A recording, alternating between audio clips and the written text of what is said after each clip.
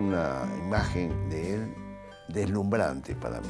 Todo de blanco estaba, me vestía muy bien, era muy elegante. Cuando iban a tocar, salían como las elecciones, un ómnibus y subían todos, y él se agachaba para ver si todos estaban con el mismo color de medias. Fue el emblema de la porteñidad de esta ciudad de Buenos Aires, que a los que vivíamos en el interior nos cautivaba ese personaje que todo el mundo se emocionaba al escucharlo, se emocionaba al verlo. Con 3 notitas en la mano izquierda y el pucherito acá, y le llegaba al mundo. Era una cosa impresionante, la ternura, la dulzura que tenía el gordo. Tenía tan claro lo que quería.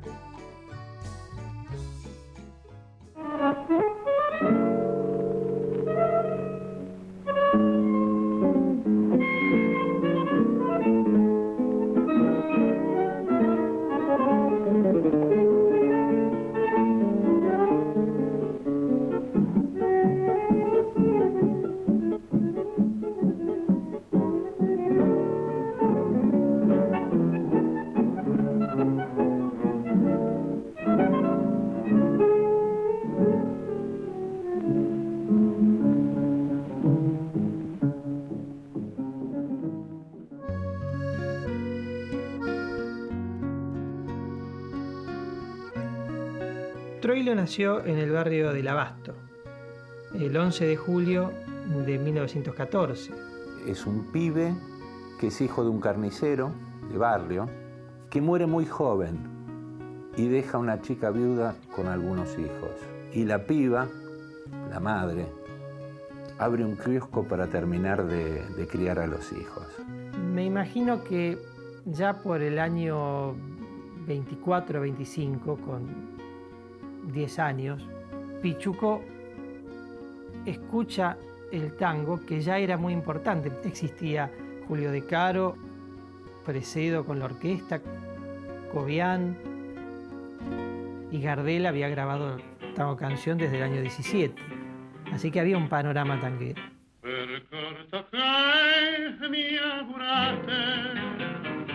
Es lo mejor de mi vida, dejar tu pesar en mi herida y espina en el corazón. Hasta que un día fuimos a una fiesta, un picnic en el viejo hipódromo nacional, en Belgrano, donde está ahora la cancha de River. Estaba el viejo hipódromo nacional ya en ruinas casi.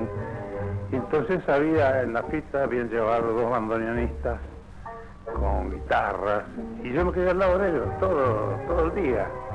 Y cuando se fueron a comer el asadito, entonces yo me subí a uno de los escalones de ahí del que estaban los bandoneones, y me lo agarré y me lo puse en la... Esa fue la primera vez que tuve un bandoneón en la rodilla. ¿Qué edad tenía Troilo en esa época? Y tendría 9 años.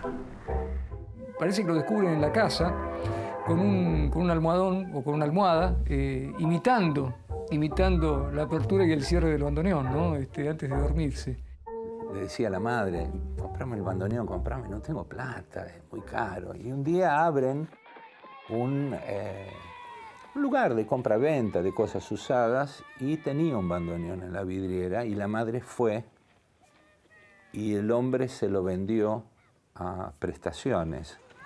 Y el pibe loco con el bandoneón, creo que pagó más una cuota, nada más, y el tipo cerró el negocio y se fue, nunca más.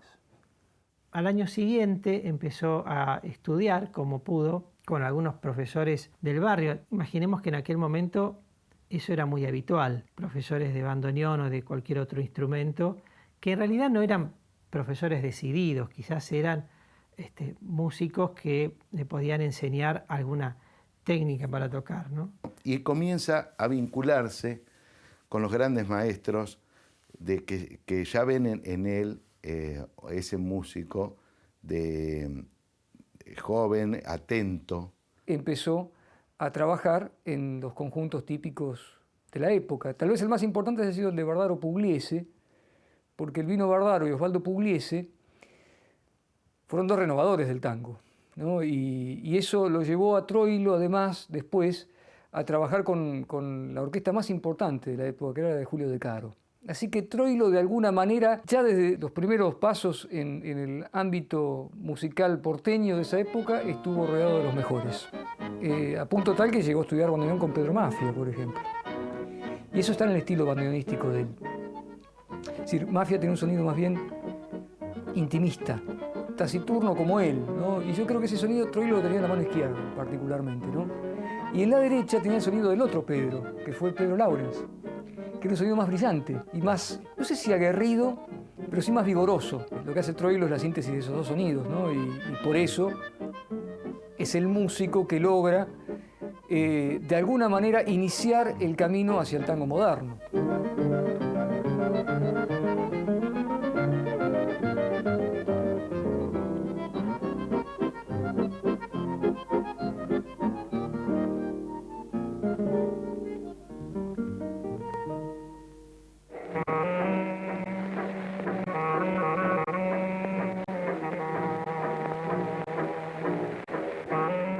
Hay una película que es Los Tres Berretines, que es la segunda película sonora del 33, que aparece Troilo ahí en dos escenas. Ahí tenía más o menos, ahí tendría 19 años. Y uno lo ve y ya era Pichuco.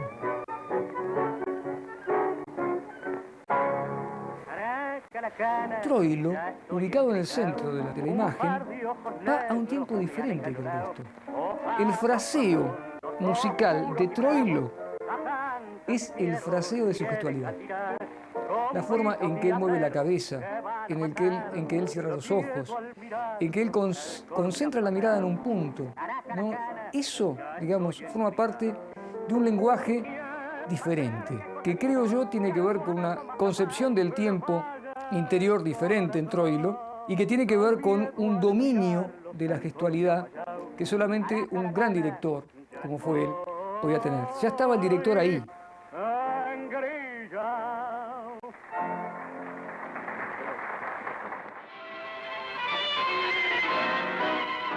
Y a partir de 1935, con la aparición de la nueva orquesta de Juan D'Arienzo, el sonido del tango, el ritmo del tango va a cambiar, ¿no? Las orquestas que tocaban de una manera más lenta y más para ser escuchadas, se va a transformar en una cosa más de compás y de ritmo, donde también hay lucimiento de violín, de piano, de bandoneón, pero todo va a ser a ritmo.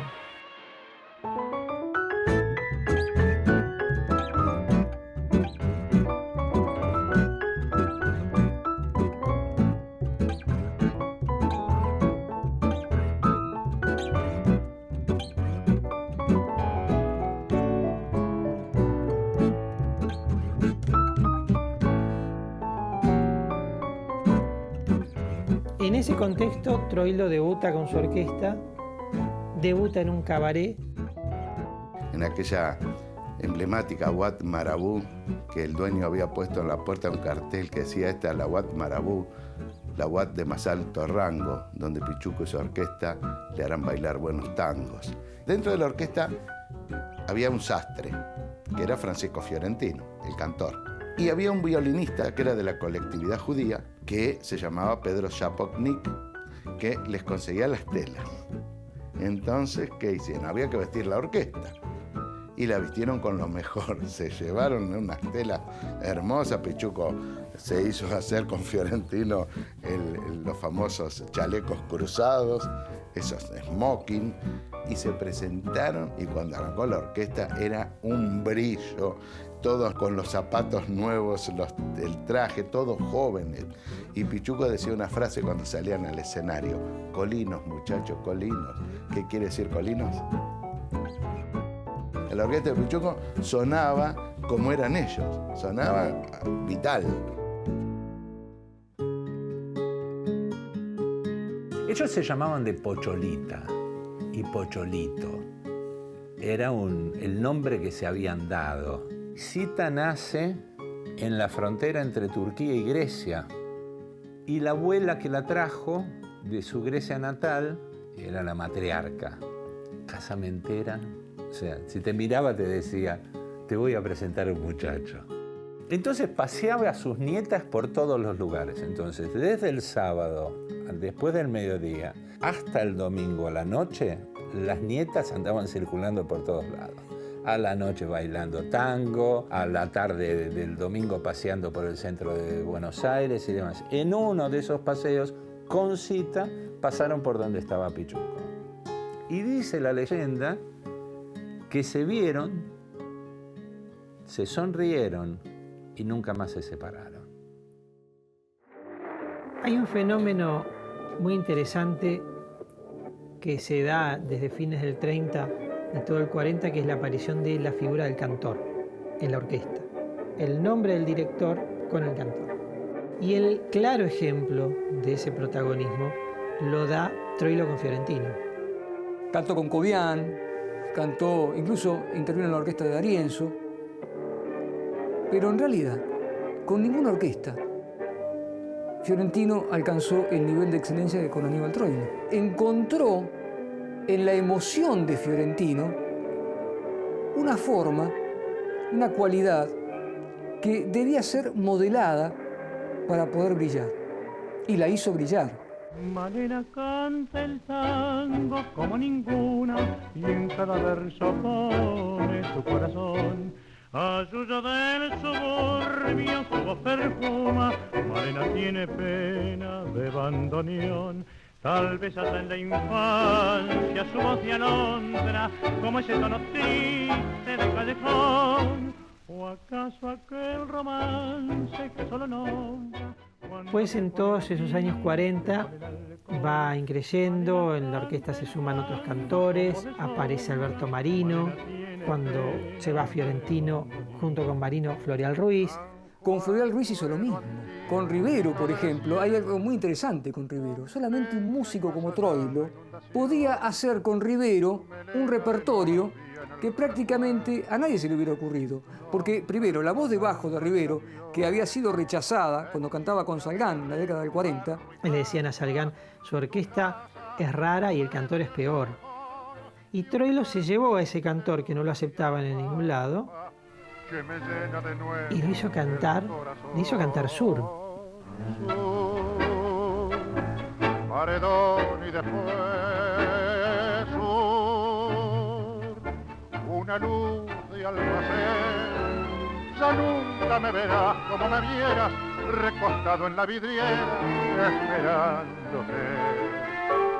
Ya nunca alumbraré con las estrellas nuestra marcha sin querellas por las noches de Pompeya, las calles y las lunas suburbanas y mi amor en tu ventana, todo ha muerto, ya lo sé.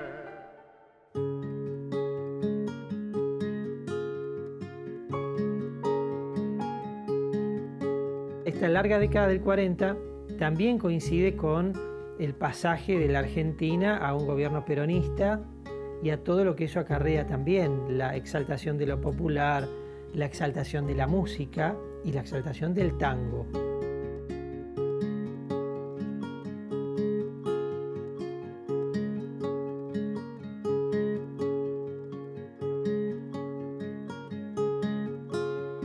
Troilo tuvo un gran talento para componer con poetas. No lo hizo con muchos. El primer gran poeta con el que compone Troilo es José María Contursi, el hijo de Pascual Contursi. El otro es Homero Mansi. El barrio tenía toda una estética, ¿no? y una poética en sí misma, cada barrio, ¿no? y Mansi y Troilo sentían eso. Entonces se escribe un barrio de tango, que lo canta Fiorentino. Después se escribe un romance de barrio, otra vez aparece el barrio. La cita lejana de abril, tu oscuro balcón, tu antiguo jardín, más tarde las cartas de pulso febril, mintiendo que no, jurando que sí. Hay una amistad muy profunda y muy grande. Para Troilo, Mansi es su hermano mayor, por culturas compartidas, por momentos. ¿Qué recuerda de esas voces? ¿Qué nombres recuerda? Y mire, en realidad todos, porque usted sabe que esto es como los hijos, uno los quiere a todos por igual. Era una bohemia, pero que consistía en tener las antenas bien paradas, ¿no? Y bien conectadas y sintonizadas en la sensibilidad de su pueblo. Y después se despiden con Discepolín, que es un tango dedicado a Discépolo, obviamente, a quien amaban. Y está la anécdota de que le pasa Mansi los versos a Troilo por teléfono.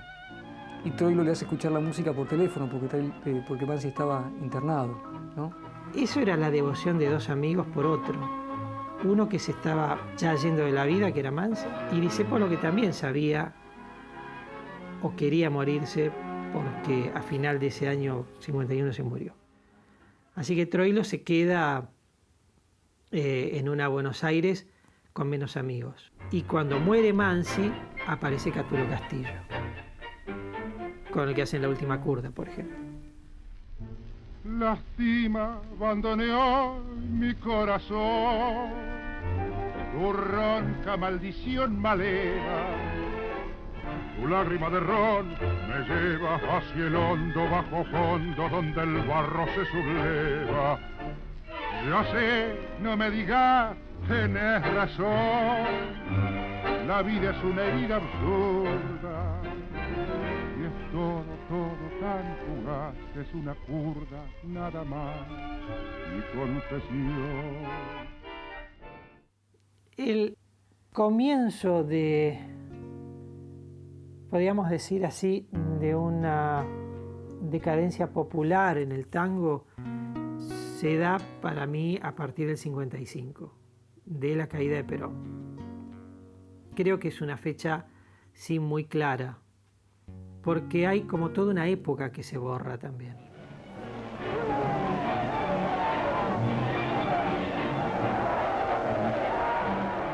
La aparición del rock, por un lado, es muy fuerte en esto, porque lo popular había virado hacia ahí y también se estaba instalando una idea que el tango y esa cosa popular que tanto había alentado el peronismo, sobre todo, era una cosa de otra gente, de otra época.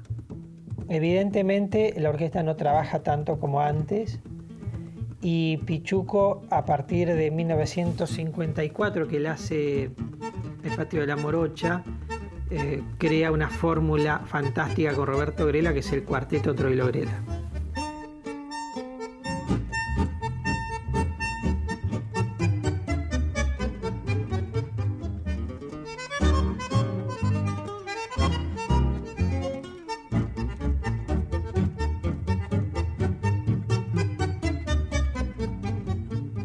Esto del cuarteto es la idea de menos músicos y mayor posibilidad de trabajo, porque es más fácil ir con dos guitarras, un contrabajo y un bandoneón.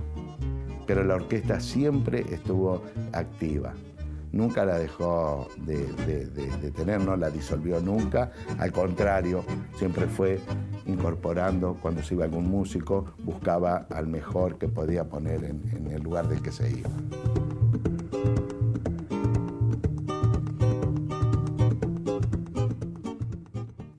Yo empiezo en el 63, 1963, como peón, digamos, como bandoneonista en la fila de Pichuco, de la orquesta.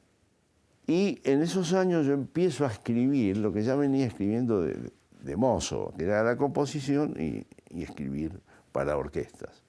Pichuco, un gran músico. Ahora, él no escribía las orquestaciones, digamos.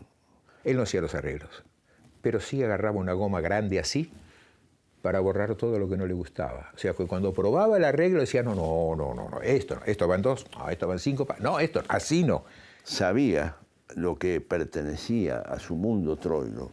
Por lo tanto, él sabía discernir perfectamente lo que no era de él. Se grababa, cuando se tenía que grabar decía el arreglador, tenías razón, Pichuco. O sea, tenía razón. Lo invitan a la RCA a una sala que se llama de mezcla. Le querían hacer escuchar anticipadamente un homenaje que había hecho Franchini y Espósito cantando el Polaco Goyeneche, un tango que se llamaba Ese muchacho Troilo. Cuando termina la grabación, el primer comentario que hace, él pregunta, ¿de quién es el arreglo? Y Giacometti, que era el productor, le dice de Garelo. ¿Cuál Garelo? ¿El que está conmigo hoy? Sí, el que está con usted. El domingo siguiente de ese episodio, paso por el café de al lado de la radio en la calle Uruguay y me chista, venga, ¿usted escribió el arreglo de tal cosa para Polaco? Sí. ¿Quiere escribir para mí? Así que yo volaba, era una cosa, era muy, muy fuerte. Además generoso. No he visto una persona más generosa que Pichuco. Tan generoso es que se ponía feliz cuando le aplaudían a sus cantores y a sus músicos. Un día le pregunté, gordo, yo tengo este solo, ¿cómo lo quiere? Me miró y me dijo, pibe, usted tiene, ponga. Me dio amplia libertad para hacerlo como yo quería. Y en ese momento dije, qué felices se deben haber sentido todos los pianistas de Pichuco, que pudieron hacer lo que ellos querían y Troilo no dejó de ser Troilo nunca.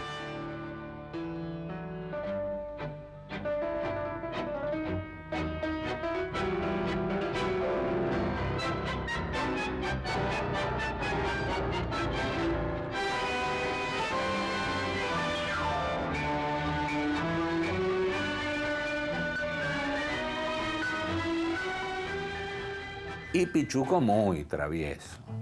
Pichuco muy travieso. Era un generoso, amoroso, pero la vida le tiraba. El gordo tomaba Oles Müller. Era un tipo que le gustaba el whisky y no importado, nacional. Entonces, claro, el gordo como era un tipo tan generoso, en todas las mesas, todos los mozos le guardaban siempre una copita escondida para que cuando pasara, si pudiera, se la mandara al gordo. Le gustaba disfrutar de la vida, se cuidaba, pero había ciertas cosas que a él lo podían. A finales de los 60, seguía grabando, pero menos. A él, que le gustaba escribir y que escribía muy bien, Pichuco escribe un poema que se llama Nocturno a mi barrio.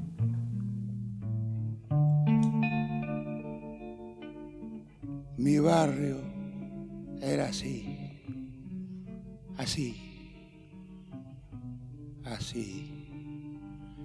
es decir, qué sé yo si era así, pero yo me lo acuerdo así, con Jacumín, el carbuña de la esquina, que tenía las hornallas llenas de hollín, y que jugó siempre de jazz izquierdo al mío, siempre. Tal vez va a estar más cerca de mi corazón. La gente detecta cuando vos sos vos o cuando estás haciendo un personaje. El gordo era el gordo. Él era sus tangos, su orquesta, sus cantores, él era todo. Entonces, en ese personaje público, en ese artista que se subía al escenario, estaba todo lo que él mostraba y a su vez estaba todo lo que los de abajo querían ser. Los que iban a bailar con Troilo querían ser como Troilo. Creo que eso es lo que lo ha hecho más popular, el querer ser como este hombre que tenía el talento por un lado y que tenía la bondad por el otro. Una de las tardes más maravillosas que yo pasé en mi vida, ya una de las últimas que estuve con él se había operado y lo fui a visitar y nos pasamos la tarde sentados en dos sofacitos que tenían en el living comedor frente a la ventana del departamento, en silencio, viendo el sol entrar por la ventana. La experiencia de estar escuchando el silencio con Pichuco una tarde es algo que no me lo consigo olvidar. ¿Troilo a qué le tiene miedo en la vida? A Troilo. ¿Y Troilo, por qué le tiene miedo a Troilo?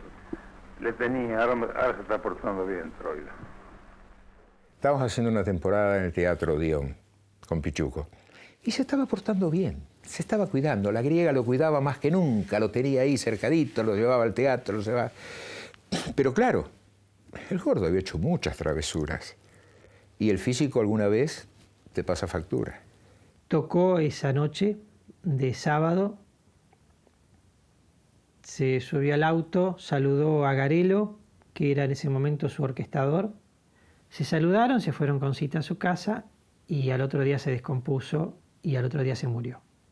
18 de mayo del 75. Cita, cuando muere Troilo, de algún modo también lo dijo de una manera extraordinaria en una entrevista, que Troilo se había llevado todo su aire. Le había dejado sin aire, ya no tenía aire.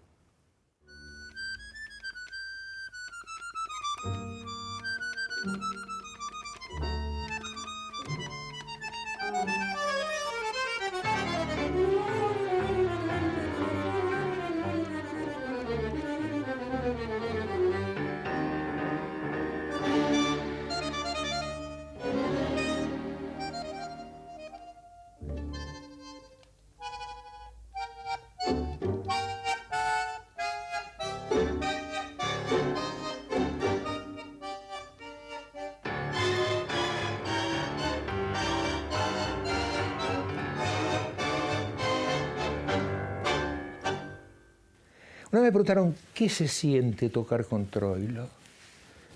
Y yo dije una barbaridad. Y es lo más parecido a tocar con Dios.